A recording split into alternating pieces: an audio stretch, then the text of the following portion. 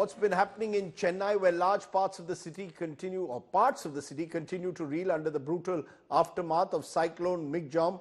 Many areas of the city remained inundated by the incessant waterlogging even now.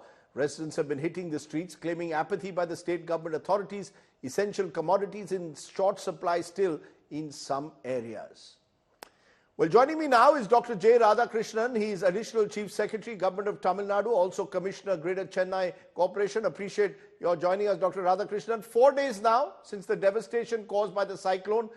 Some areas in Chennai still under floodwaters 4 days later. What explains the fact that so many areas still remain waterlogged?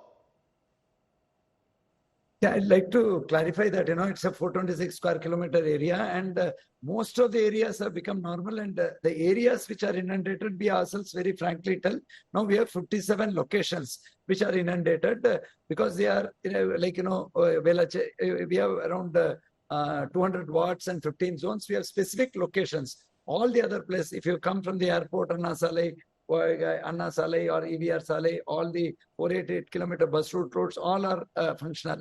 The problem is with regard to Pallikarnai, Velachery, where one particular lake breached. So that was one area, Madipakam and all. Plus, as you come down, you've got in the extended area, Valsarvakam. Then in the south, we have excess water discharge from Pundi, that area, Sadiyangapam.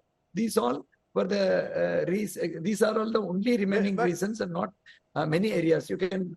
So whether it is many or few, I still remember covering the 2015 flooding in Chennai. At that time, it was again places like Velachery, where one of the main problems was encroachment on land and water bodies. Chennai, sir, according to an IIT study, had 650 water bodies till 2 decades ago. Now only a fraction of them exist, and it's only getting worse. It's land encroachments that are clogging the system, the drainage systems. See, I'll tell you the other. I don't dispute the whatever study has been there. The problem of Chennai is slightly more peculiar. We have 31 micro canals. We have got around 14 major canals. We have Buckingham Canal and 3 rivers. But the problem of Chennai is not that. Problem is that it has only 4 discharge points. One in the north called as Ennore Creek. Then in the center, Adayar and Kuam. And in the last, we have got Kuam.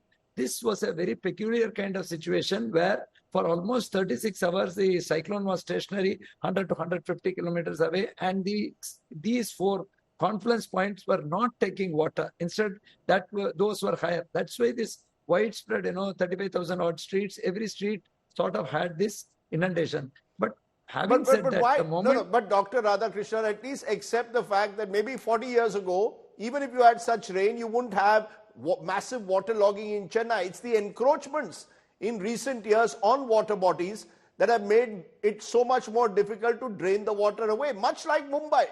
All these big cities where you have water bodies being encroached upon, like now in Chennai, are the ones that are seeing massive waterlogging every time there's heavy rain.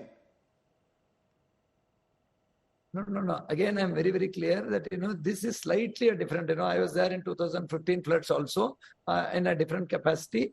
This did not take water. That's why anybody can come, if you walk on, there are 2 phases. One area, you look as if nothing has happened, the water has drained out. But the areas where it is retained, it is, I have myself told you, 57 locations, we have water stagnating. The 12,000 odd encroachments in Kuam we have removed. But this much beyond that. The water did not actually get discharged, the precipitation. So that led to a, horizontal kind of the linear capacity of the canals were low. That was the reason of this. So are you saying that this is not a man-made problem? It would be wrong to say that 2023 is a man-made problem? See, all urban floods are a mixture of both natural and man-made issues. You have gated communities, various issues. But each one is a slightly different event. This time the 36-hour precipitation got compounded or exacerbated because the canals which ultimately discharged to the drain, the 3 rivers and 1 major Buckingham Canal, did not take water from the stormwater drains at all. And if the stormwater drains were so bad, you would not have had, after the rains getting stopped, in almost 24 to 48 hours, except these 57 odd locations. And the remaining places, it has almost dried up. But could we say, Dr. Radhakrishnan, that the worst is over? Because the Met Department is now predicting more rains over the weekend. Could the situation get worse? I personally feel this is slightly linked to the cyclone being stationary, and it is not just during that time. Whenever there's a high tide or a full moon day, that gets solved within a day. The water goes. This time this does not happen, so everything may not be similar, because we have been having rain from June 19th. We have handled it so far very well. Even the airport was up and running within a day, unlike 2015 where it took 5 to 6 days, and almost 95% of the places we brought in electricity. But I always maintain, because I've been associated in a number of other disasters. Disaster is not a statistics. So the affected people where the light is not there, the affected people where the water is still stagnating, that would be not only a news that we need to address that, rather than look at statistics and say that it has become. So I'm fully convinced, concerned about them, and we are trying to ensure that even those remaining areas become normal by tomorrow. Dr. Radhakrishnan, I appreciate you joining me on that situation in Chennai. Our thoughts and prayers again with the places which remain waterlogged, some without electricity. Thank you very much for joining me.